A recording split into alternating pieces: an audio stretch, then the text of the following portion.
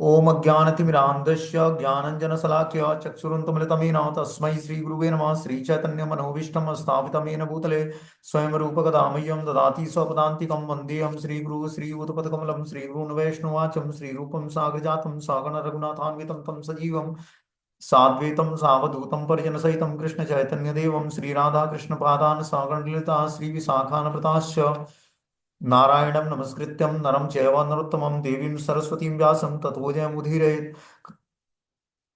नष्टप्रायेषु भद्रेषु नित्यं भागवत सेवा भगवती उत्तम श्लोके भक्तिर्भवति नैष्टिकी तदा रजस्तमो भावः कामलोभादेश्चेत् चेत् एतेन निरावृतं स्थित सत्ये प्रसिद्धि एवं प्रसन्न मनसो भगवद्भक्ति योगतः भगवतत्व विज्ञान मुक्त संगस्य जायते विद्यन्ते ग्रंथि छिद्यन्ते सर्वसंशयं क्षीयन्ते चास्य कर्माणि दृष्ट्वा एवात्मनीश्वरे मुखं करोति वाचालं पङ्गुं लङ्घयते गिरिं यत्कृपातमहं वन्दे परमानन्दमाधवं प्रह्लाद नारद पराशर पुण्डरीकं व्यासम् अम्बरीश सुखसौनक विस्मदालभ्यां रुक्मांग अर्जुन वसिष्ठं विभीषणादीनं पुण्यानि नामानि परं भागवत स्मरामि।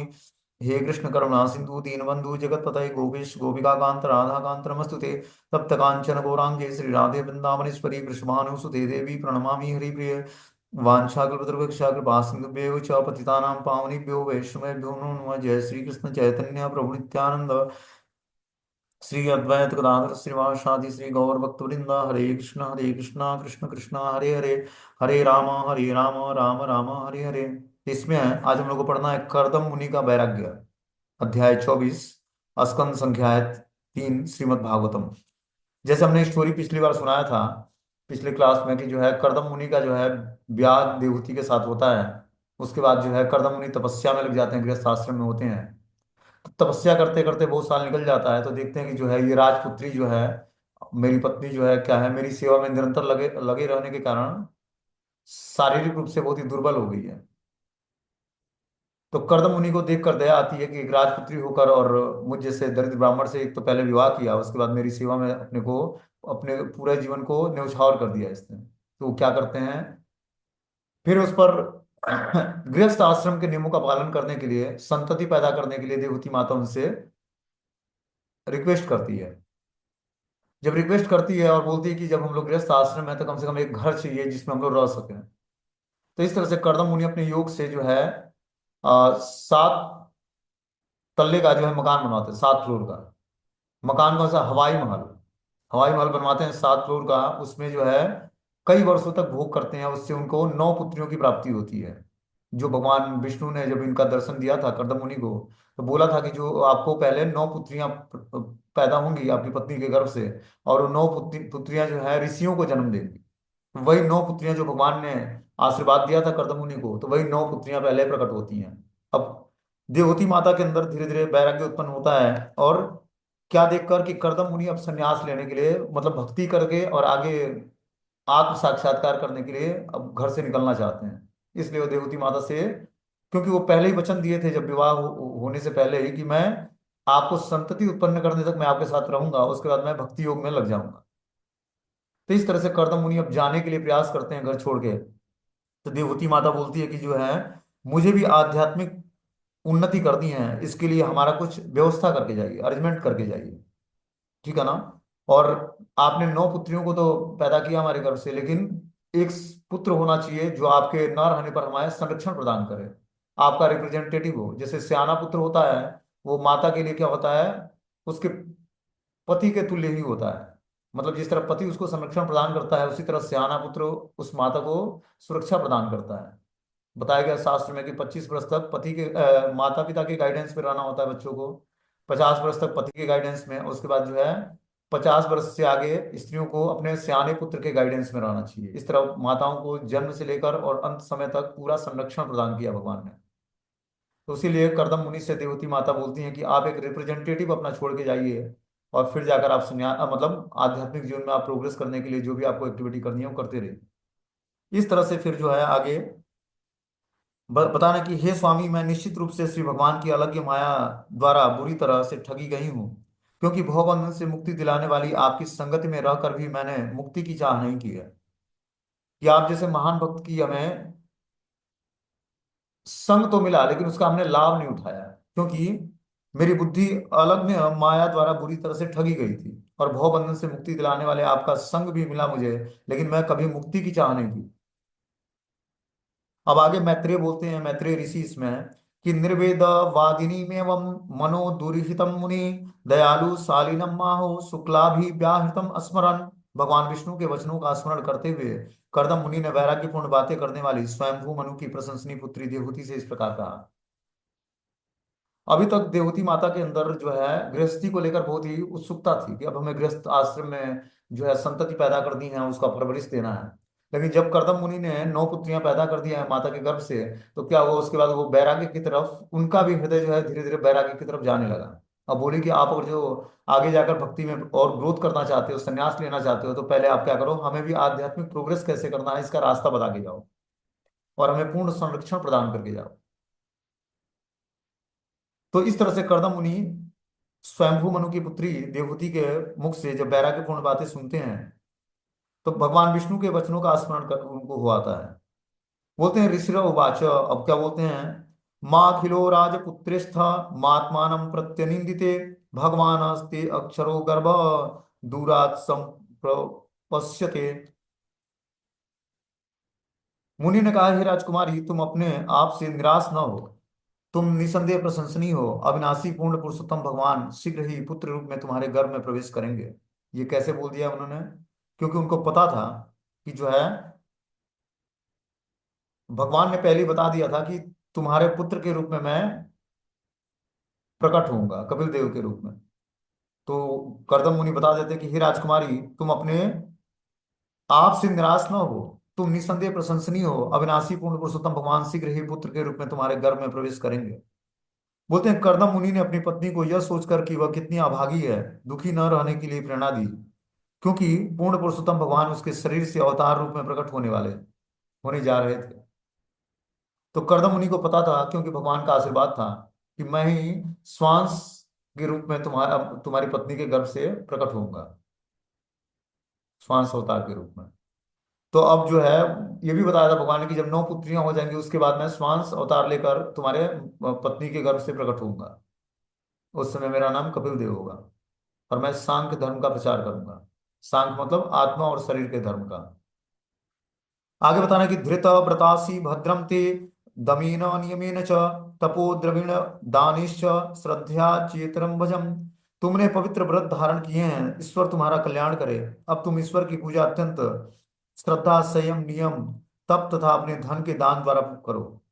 भगवान की कृपा प्राप्त करने तथा आत्मिक दृष्टि से आगे बढ़ने के लिए मनुष्य को चाहिए कि आगे बताई गई विधि से आत्म संयम रखे, इंद्रियों पर नियंत्रण रखे, धार्मिक सिद्धांतों की विधियों और नियमों का पालन करे। संयम एवं तपस्या और संपत्ति का त्याग किए बिना मनुष्य को भगवत कृपा प्राप्त नहीं हो सकती है। क्या बोलते हैं यहाँ पर कि तुमने पवित्र व्रत धारण कर रखा है, इसके लिए क्या करो, अब तुम ईश्वर की पूजा करो। कैसे करो? श्रद्धा से, संयम से, नियम से, तप से और धन के दान से। इस तरह जब व्यक्ति भगवान की सेवा करता है तब उसको ईश्वर की कृपा प्राप्त होती है। भगवान की कृपा प्राप्त करने के लिए अथवा आत्मिक दृष्टि से आगे बढ़ने के लिए मनुष्य को चाहिए कि आगे बताई गई विधि से आत्म संयम रखे और इंद्रियों पर संयम रखे। आत्मा और मन बुद्धि को संयमित रखते हुए इंद्रियों को संयमित रखे, धार्मिक सिद्धांतों की विधियों का पालन करे। संयम और तपस्या तथा संपत्ति का त्याग किए बिना मनुष्य को भगवत कृपा प्राप्त नहीं हो सकती है। हमें क्या करना पड़ेगा? संयम रखना पड़ेगा, सेंसेस को कंट्रोल में रखने पड़ेंगे, तपस्याएं करनी पड़ेंगी, संपत्ति का त्याग करना। जो हम संपत्ति धन कमाते हैं उसमें से कुछ अंश निकालकर भगवान की सेवा में देना, तभी जाकर व्यक्ति को भगवत कृपा प्राप्त होती है। कर्दम मुनि ने अपनी पत्नी को उपदेश दिया कि तुम्हें धार्मिक नियमों का पालन करते हुए दान देकर तपस्या पूर्वक भक्ति में तत्पर होना चाहिए, तभी परमेश्वर तुम पर प्रसन्न होंगे और तुम्हारे पुत्र रूप में अवतरित होंगे। तो इस तरह से कर्दम मुनि बताते हैं कि तुम्हें क्या करना पड़ेगा, धार्मिक नियमों का पालन करना पड़ेगा और दान देकर तपस्या पूर्वक भक्ति में तत्पर होना पड़ेगा। दान भी करना पड़ेगा, तपस्या भी करनी पड़ेगी और धार्मिक नियमों का पालन करना पड़ेगा। तपस्या, दान और यज्ञ जब भी व्यक्ति गृहस्थ आश्रम में करता है तब उस पर परमेश्वर तुरंत प्रसन्न हो जाते हैं। क्या क्या? तपस्या, स्वेच्छा पूर्वक जानबूझकर जो है कुछ समस्याओं को मोल लेना। जैसे मान लो कि ठंड में है, अब ठंड में जो है रजाई त्यागने का मन नहीं होता है सुबह, लेकिन जब सुबह हम रजाई छोड़कर उठकर स्नान करके भगवान की मंगला आरती करेंगे, ठीक है ना, भगवान को प्रणाम करेंगे, मंगला आरती करेंगे, तो भगवान उससे प्रसन्न होंगे। कौन चाहता है सुबह सुबह जो है रजाई से निकलना बाहर, गर्म रजाई और सुबह का टाइम, उस समय और गाढ़ निद्रा आती है। लेकिन जो समय भौतिकतावादी व्यक्ति के सोने का समय होता है, वो भक्तों के लिए जगने का समय होता है, भगवान की आराधना का समय होता है। भौतिकतावादी व्यक्ति कब तक सोता है? जब तक सूर्य उदय नहीं हो जाता है। लेकिन आध्यात्मिक जीवन में प्रोग्रेस करने वाला व्यक्ति जो है, सूर्य उदय से 1.5 घंटा पहले उठ जाता है, ब्रह्म मुहूर्त से पहले स्नान करके ब्रह्म मुहूर्त में भगवान की मंगला आरती करनी है। तब जाकर भगवान की कृपा मिलेगी। ये जैसे वृंदावन में बहुत सारे बाबा जी लोग हैं, बहुत ही आसानी से बोलते हैं भगवत प्राप्ति हो जाएगी। भगवत प्राप्ति इतनी आसान नहीं है। भगवत प्राप्ति करने के लिए सबसे कठिन काम है इस भौतिक संसार में। भगवत प्राप्ति इतना आसानी से नहीं होता है। भगवत प्राप्ति करने के लिए व्यक्ति को तपस्याएं करनी पड़ेगी, यज्ञ करना पड़ेगा, मंत्र जाप करना पड़ेगा। जब तक 24 घंटे always remember Krishna, never forget Krishna, ये स्थिति प्राप्त नहीं होती है कि हमेशा मैं कृष्ण को याद रखूं, कृष्ण को कभी ना भूलूं, तब तक जो है भगवान की कृपा नहीं होती है, या भगवान के धाम जाने के योग्य नहीं होता है व्यक्ति। इसलिए 9 मेथड प्रहलाद महाराज ने बताया: श्रवणम कीर्तनम विष्णु, स्मरणम पाद सेवनम, अर्चनम वंदनम दास्यम साख्यम आत्मनिवेदनम। तो जब व्यक्ति श्रवणम और कीर्तनम करता है, तो उसको स्मरणम की सिद्धि प्राप्त होती है। तब वो हर चीजों में भगवान का प्रेजेंस देख पाता है कि समस्त कारणों के कारण भगवान है। ईश्वर परमा कृष्ण सच्चिदानंद विग्रह अनादिर आदि गोविंदम सर्व कारण कारणम। तब वो जान पाता है कि ईश्वर परमा कृष्ण, कृष्ण ही परमेश्वर है, सच्चिदानंद स्वरूप में है, सच्चिदानंद विग्रह, अनादिर आदि गोविंदम, सबसे अनादि पुरुष है, और समस्त कारणों के कारण है, सर्व कारण कारणम। और तब जाकर ये जब उसको पता होता है, तब जाकर कृष्ण की शरण ग्रहण करता है जीवात्मा। और कृष्ण की जब शरण ग्रहण करता है, तब जाकर उसको क्या करते हैं?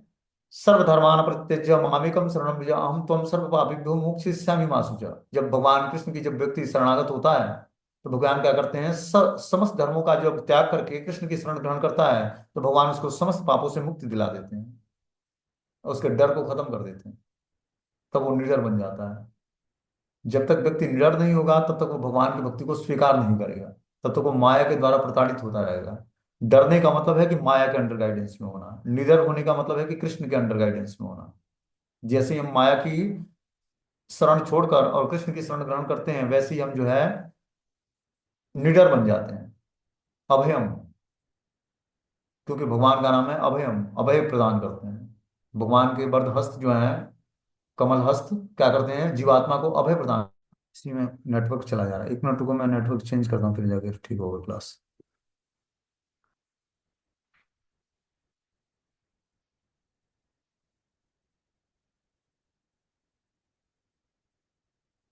तो वही बता रहे हैं कि भगवान के जो हस्त कमल हैं, जब व्यक्ति भगवान के चरण कमलों को का ध्यान करते हुए भगवान का स्मरण करता है, तो भगवान अपने वरद हस्त जो है भक्तों के सर पर रखते हैं। फिर वो निर्भीक बन जाता है भौतिक संसार में, उसको डर नहीं लगता भौतिक संसार में, किसी भी वस्तु व्यक्ति स्थान से डर बन जाता है। आगे बता रहे हैं इसमें कि तुम्हारे द्वारा पूजित होकर श्री भगवान मेरे नाम तथा यश का विस्तार करेंगे। वे तुम्हारे पुत्र बनकर और तुम्हें ब्रह्म ज्ञान की शिक्षा देकर तुम्हारे हृदय में पड़ी गांठ को छिन्न भिन्न कर देंगे। क्या बोलते हैं? तुम्हारे द्वारा पूजित होकर श्री भगवान मेरे नाम तथा यश का विस्तार करेंगे। कर्दम मुनि बता रहे हैं कि जब तुम भगवान की पूजा करोगी, तुम्हारे जो द्वारा जब भगवान पूजित होंगे, तो मेरे नाम और यश का विस्तार करेंगे वो। वे तुम्हारे पुत्र बनकर तुम्हें ब्रह्म ज्ञान की शिक्षा देकर तुम्हारे हृदय की पड़ी गांठ को छिन्न भिन्न कर देंगे। क्योंकि तुम्हारे गर्भ से भगवान का प्राकट्य होने वाला है, वो तुम्हारे पुत्र बनकर उत्पन्न होंगे, और ब्रह्म ज्ञान की शिक्षा देकर तुम्हारे हृदय में पड़ी जो भौतिकतावादी विषयों का गांठ है, उसको छिन्न भिन्न कर देंगे। बोलते हैं जब भगवान आध्यात्मिक ज्ञान का प्रसार करने के लिए आते हैं, तो वे सामान्य रूप से किसी भक्त की सेवा से प्रसन्न होकर उसके पुत्र रूप में अवतरित होते हैं। पूर्ण पुरुषोत्तम भगवान सबके पिता हैं, अतः उनका कोई पिता नहीं है, किंतु अपनी अचिंत्य शक्ति से वे किसी भक्त को अपना पिता बनाकर उसका वंशज बनना स्वीकार करते हैं। यहाँ पर कहा गया कि आध्यात्मिक ज्ञान से हृदय की गांठ का छेदन हो जाता है।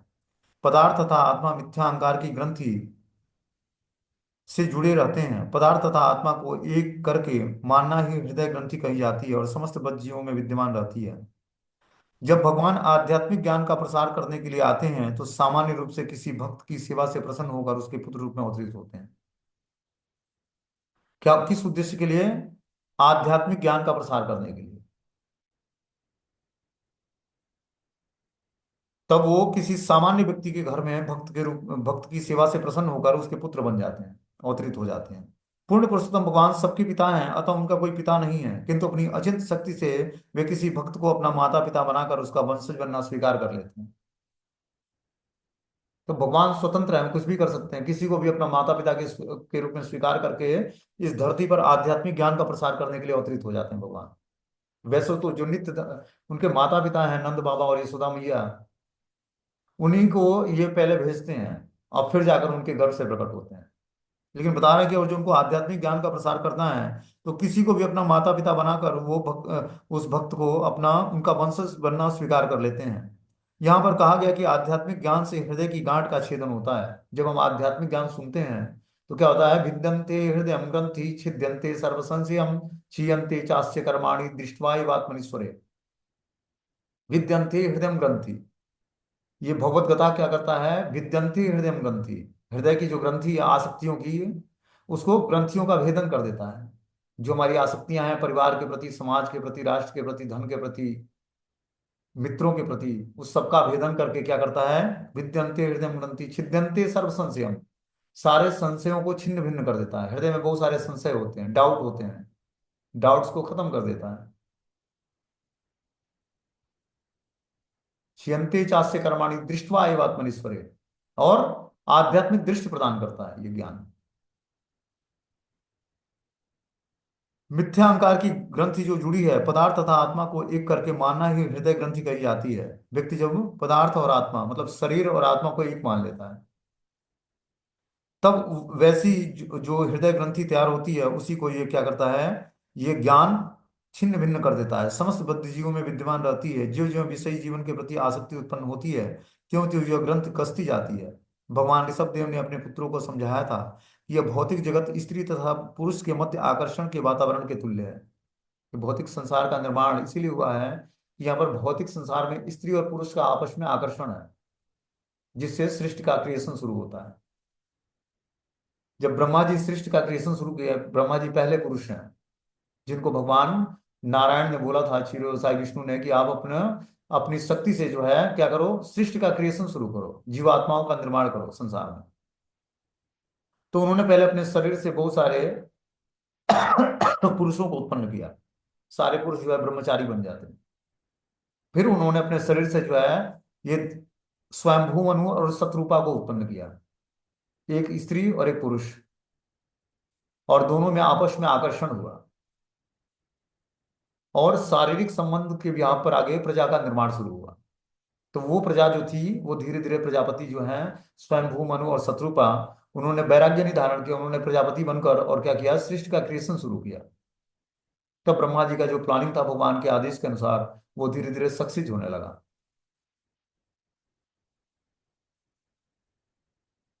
भगवान ऋषभ देव ने अपने पुत्रों को समझाया कि यह भौतिक जगत स्त्री तथा पुरुष के मध्य आकर्षण के वातावरण के तुल्य है।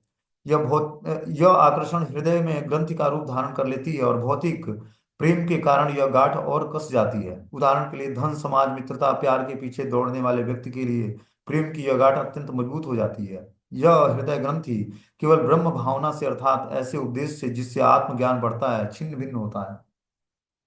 तो जितना ही देखो, पहले शुरुआत में क्या होता है, जब जीवात्मा माता के गर्भ में उल्टा लटका होता है 9 महीने मलमूत्र की थैली में, तो उस समय भगवान से प्रेयर करा, थोड़ा भी अगर जो पायस पवित्र व्यक्ति होगा तो माता के गर्भ में भगवान के दर्शन होते हैं उसको, और वो क्या करता है, भगवान से प्रेयर करता है, हे प्रभु मुझे इस अंधकूप से बाहर निकालो, मैं संसार में आकर आपका भजन करूंगा। लेकिन जब संसार में व्यक्ति प्रकट होता है तो पहले उसका माता से, फिर पिता से, फिर भाई बहनों से परिचय कराया जाता है।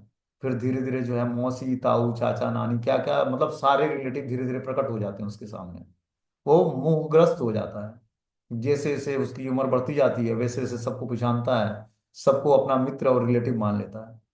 फिर आगे पढ़ाई लिखाई करने जाता है, कॉलेज स्कूल में जाते जाते वो भगवान को दूर दूर तक कहीं उसको स्मरण में नहीं आएगा कि भगवान भी नाम का एक तत्व है जिसकी आराधना करने के लिए हमने वचन दिया था माता के गर्भ में, जब मैं मलमूत्र की थैली में अंधकूप में पड़ा था 9 महीने उल्टे। तो उसमें उल्टा हुआ लटका होता है। और माता के गर्भ से निकलते समय जितना 2000 बिच्छू डंक मारते हैं कष्ट होता है, 2000 बिच्छू, उतना कष्ट होता है जीवात्मा को। उतना ही कष्ट मृत्यु के समय होता है, जब यमदंड से यमराज के 3 दूत आते हैं और यमदंड से प्राण को शरीर से बाहर निकालते हैं।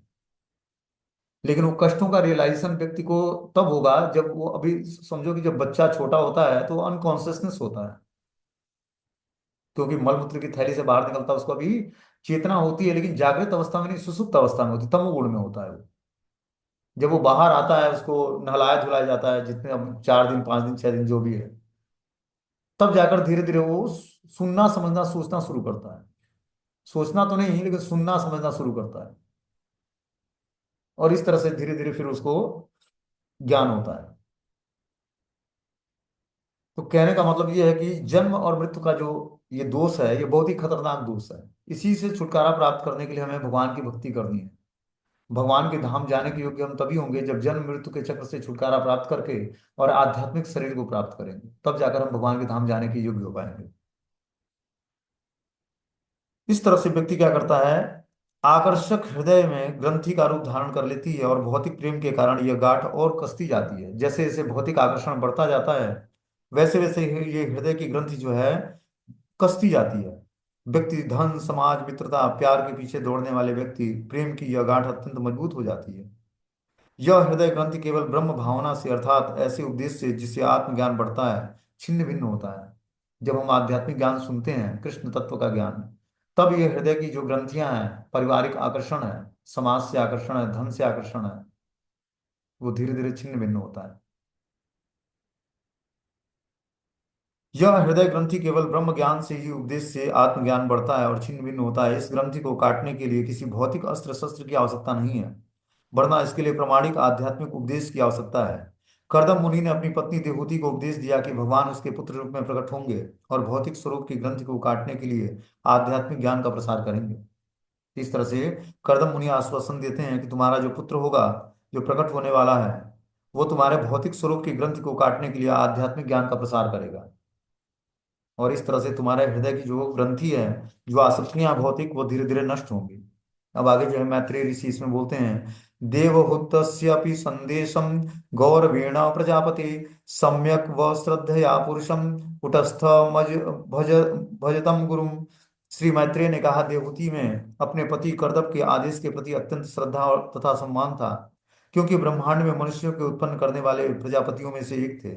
हे मुनि, इस प्रकार वह ब्रह्मांड के स्वामी घटघट के वासी श्री भगवान की पूजा करने लगे। क्या बोलती हैं, क्या बोलते हैं मैत्रेय ऋषि की, देवहूति में अपने पति कर्दम के आदेश के प्रति अत्यंत श्रद्धा और सम्मान था। कि देवहूति माता पतिव्रता स्त्री थी, तो कर्दम मुनि के आदेश के प्रति बहुत ही श्रद्धा और सम्मान था उनका, क्योंकि वो ब्रह्मांड में मनुष्यों के उत्पन्न करने वाले प्रजापतियों में से एक थे। क्योंकि ये प्रजापति थे। प्रजापति मतलब जो प्रजा का निर्माण करे, संतति उत्पन्न करे। उस समय आवश्यकता थी समाज में कि ज्यादा से ज्यादा लोग समाज में संतति उत्पन्न करें, कि समाज में जनसंख्या बढ़े। सृष्टि का भी शुरुआत था। आज क्या है, आज है कि जनसंख्या घटाओ, एक बच्चा हो जाता तो व्यक्ति जो है उतना ही में संतुष्ट हो जाता है, अब अगला नहीं चाहिए। लेकिन उस समय आवश्यकता थी कि संतति ज्यादा से ज्यादा पैदा कर दें। तो ये जो कर्दम मुनि थे, ये प्रजापति में से एक थे। हे मुनि, इस प्रकार वह ब्रह्मांड के स्वामी घटघट के वासी श्री भगवान की पूजा करने लगे। अब क्या होता है, देवहूति माता भगवान की पूजा करने लगती हैं। बोलते हैं ये आत्मबोध की प्रक्रिया है, मनुष्य को प्रामाणिक गुरु के उपदेश ग्रहण करना पड़ता है। कर्दम मुनि देवहूति के पति थे, किंतु आत्म सिद्धि कैसे प्राप्त की जाए, इसका उपदेश करने के कारण स्वाभाविक रूप से वे गुरु भी थे। तो कर्दम मुनि देवहूति माता के पति तो थे ही, साथ में गुरु का भी उन्होंने रोल अदा किया, क्योंकि वो आत्म सिद्धि को प्राप्त हो चुके थे। इसका उपदेश करने के कारण स्वाभाविक रूप से वे गुरु भी थे। ऐसे अनेक उदाहरण विद्यमान हैं जहाँ पति गुरु बन जाता है। शिव जी भी अपनी प्रियतमा पार्वती जी के गुरु हैं। पति को इतना ज्ञानी होना चाहिए कि वह कृष्ण भावनामृत में प्रबुद्ध करने में अपने पत्नी का गुरु बन सके। सामान्यतः एक स्त्री पुरुष की अपेक्षा कम बुद्धिमान होती है। अतः यदि पति बुद्धिमान होता है तो स्त्री को अपने आध्यात्मिक उन्नति के लिए अच्छा अवसर प्राप्त होता है। बोलते हैं अगर जो घर में पति बुद्धिमान है, आध्यात्मिक ज्ञान में बढ़ा चढ़ा है, तो उससे स्त्री को भक्ति करने के लिए बहुत ही सपोर्ट मिलता है। और यही होना भी चाहिए कि क्या जो पुरुष वर्ग होता है वो भगवान को जो भी सेवाएं होती हैं वो डायरेक्टली जो भगवान को ऑफरिंग होती है पुरुष वर्ग को करना चाहिए। जैसे भगवान को की आरती करनी है, भगवान को स्नान कराना, भगवान को भोग लगाना है। और बैक सपोर्ट में स्त्रियों को अपने पति का सपोर्ट करना चाहिए। बैक सपोर्ट क्या होता है? जैसे बर्तन धोना है, आरती के प्लेट तैयार करने हैं, भोजन तैयार करने हैं, भगवान के लिए चंदन घिसना है, गार्लैंड बनाना है। ये जो बैक सपोर्ट में सेवाएं हैं ये माताएं करें। तो जो डायरेक्ट ऑफरिंग है, क्योंकि पुरुष जो वर्ग है जो पवित्र होता है, ठीक है ना, शारीरिक रूप से पुरुष वर्गों में ज्यादा पवित्रता होती है स्त्रियों की तुलना में। इसलिए पुरुष वर्गों को ये बताई गई है कि वो इस तरह से जो है फ्रंट पे भगवान की सेवा करें और स्त्रियां जो है बैक सपोर्ट करें अपने हस्बैंड का। ये नियम है वैदिक। मनुष्य को श्रद्धा पूर्वक गुरु से ज्ञान प्राप्त करना चाहिए और अत्यंत श्रद्धा पूर्वक सेवा करनी चाहिए। श्रील विश्वनाथ चक्रवर्ती ठाकुर ने भगवत गीता की टीका करते हुए गुरु उपदेश पर विशेष बल दिया है। मनुष्य को चाहिए कि गुरु उपदेश को अपना जीवन तथा आत्मा समझे। चाहे मुक्त हो या बद्ध, उसे चाहिए कि गुरु के अनुदेशों का श्रद्धा पूर्वक पालन करे। यह भी कहा गया कि ईश्वर सबों के हृदय में स्थित हैं, किसी को उन्हें बाहर ढूंढने की आवश्यकता नहीं है। वे तो वही हैं। मनुष्य को केवल श्रद्धा पूर्वक गुरु के उपदेशानुसार पूजा में ध्यान लगाना चाहिए, इससे सारे प्रयास सफल होंगे। तो क्या बता रहे हैं यहाँ पर कि मनुष्य को श्रद्धा पूर्वक गुरु के उपदेश के अनुसार पूजा में ध्यान लगाना चाहिए। जिस तरह गुरु आदेश करें उसी तरह पूजा में अपने ध्यान को लगाना चाहिए भगवान की सेवा में। इससे सारे प्रयास सफल होंगे, मनमाने ढंग से नहीं। ठीक है ना? मनमाने ढंग से हम लोग जब भक्ति करेंगे तो सफलता हमें नहीं मिलेगी। इसलिए निर्देशन आवश्यक है, गाइडेंस आवश्यक है। इससे जाकर सारे प्रयास सफल होंगे। यह भी स्पष्ट है कि पूर्ण पुरुषोत्तम भगवान सामान्य बालक की तरह प्रकट नहीं होते। वे यावत रूप में प्रकट होते हैं। जैसा कि भगवत गीता में कहा गया कि वो अपनी आत्म माया से प्रकट होते हैं। तो वे कब प्रकट होते हैं? जब वे भक्त की पूजा से प्रसन्न होते हैं। भक्त प्रार्थना कर सकता है कि वे उसके पुत्र रूप में जन्म लें। भगवान प्रत्येक के हृदय में पहले से आसीन है। अतः यदि भगवान किसी भक्त के शरीर से प्रकट होते हैं तो इसका अर्थ यह नहीं लगाना चाहिए कि अमुक स्त्री उसकी माता हो गई। वे तो सदैव विद्यमान रहते हैं और अपने भक्त को प्रसन्न करने के लिए उसके पुत्र रूप में प्रकट होते हैं। और जो मान लो कि कोई किसी के गर्भ से भगवान प्रकट भी हो जाते हैं तो उसको ये नहीं मानना चाहिए कि वो स्त्री जो है दिव्य स्तर पर है। और वैसे तो भगवान की माता है तो दिव्य स्तर पर होगी, क्योंकि भगवान किसी साधारण स्त्री के गर्भ से प्रकट नहीं होंगे। लेकिन यहाँ पर बताया जा रहा है कि जो है अमुक स्त्री उसकी माता हो गई। वे तो सदैव विद्यमान रहते हैं, अपने भक्त को प्रसन्न करने के लिए उसके पुत्र रूप में प्रकट होते हैं। बस उसकी इच्छाओं को तृप्त करने के लिए भगवान, कि उसने इच्छा थी कि मैं हमारे यहाँ पुत्र के रूप में प्रकट हुई है, इसलिए भगवान उस स्त्री के पुत्र के रूप में प्रकट हो जाते हैं। आगे बता रहे हैं कि तस्याम बहुतिथे काले भगवान मधुसूदनम का धर्मम प्रियमापन्नो जज्ञे अग्नि रिव दारुणी।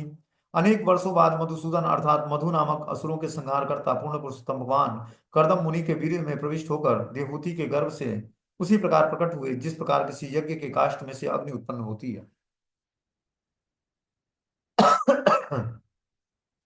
बोलते हैं कि पूर्ण पुरुषोत्तम भगवान कर्दम मुनि के वीर्य में प्रविष्ट होकर देवहूति के गर्भ से उसी प्रकार प्रकट हुए जिस प्रकार किसी यज्ञ के काष्ठ से अग्नि उत्पन्न होती है। अब क्या होता है? कपिल देव भगवान देवहूति माता के गर्भ से उत्पन्न होते हैं। बता रहे हैं कि यहाँ पर स्पष्ट कहा गया कि भगवान यद्यप कर्दम मुनि के पुत्र रूप में प्रकट हुए, किंतु वे हैं सदैव पूर्ण पुरुषोत्तम भगवान ही रहते हैं। काष्ठ में अग्नि सदैव विद्यमान रहती है, किंतु यह निश्चित विधि से अग्नि प्रज्वलित की जाती है। इसी प्रकार ईश्वर सर्वव्यापी हैं। वे किसी भी वस्तु से प्रकट हो सकते हैं। वे अपने भक्त के वीर्य से प्रकट हो सकते हैं, जिस प्रकार सामान्य जीवात्मा किसी जीवात्मा के वीर्य का आश्रय लेकर जन्म ग्रहण करता है। तो भगवान के प्रकट होने का कोई निश्चित कारण नहीं है। ठीक है ना? भगवान किसी भी तरह से प्रकट हो सकते हैं। जैसे एक साधारण व्यक्ति प्रकट होता है माता के गर्भ से, पिता के वीर्यपात से, उसी तरह भी उस तरह भी भगवान प्रकट हो सकते हैं, जन्म ग्रहण करते हैं। उसी प्रकार श्री भगवान अपने भक्त के वीर्य में स्थित होकर उसके पुत्र रूप में अवतरित होते हैं। इससे उनकी परम स्वतंत्रता प्रकट होती है। इससे यह कदापि लक्षित नहीं होता कि वे किसी के गर्भ से सामान्य जीवात्मा की तरह जन्म लेते हैं। भगवान नृसिंह हिरण्यकश्यपु के महल के खंभे से प्रकट हो गए। भगवान बराह देव ब्रह्मा जी के नथुनों से उत्पन्न हुए। श्री कपिल देव कर्दम मुनि के वीर्य से उत्पन्न हुए।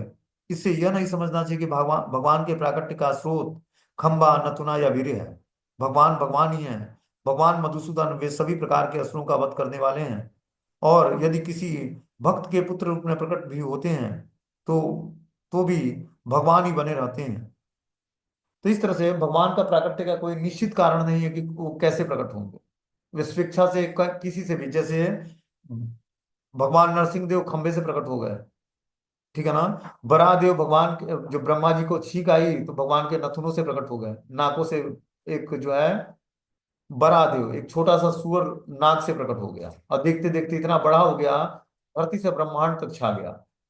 ब्रह्मा जी आश्चर्यचकित हुआ कि मेरे नाकों से ऐसा कौन सा छोटा सा जीव आ गया, छींकने मात्र से। नाकों से एक सुअर निकल गया छोटा सा, और देखते देखते पूरा ब्रह्मांड को घेर लेता है। ये है भगवान की दिव्य शक्ति। और वीर्य से भगवान कपिल देव प्रकट होते हैं।